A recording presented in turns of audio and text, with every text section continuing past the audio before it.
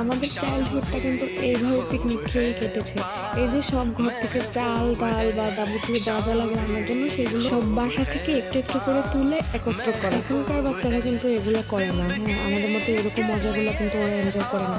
ওরা ওদের মতো এই যে ফোন, ল্যাপটপ এগুলো নিয়ে লাইফ এনজয় করতে লাইক করে। বাট আমাদের ছোটবেলায় কিন্তু এগুলো এনজয়মেন্ট ছিল।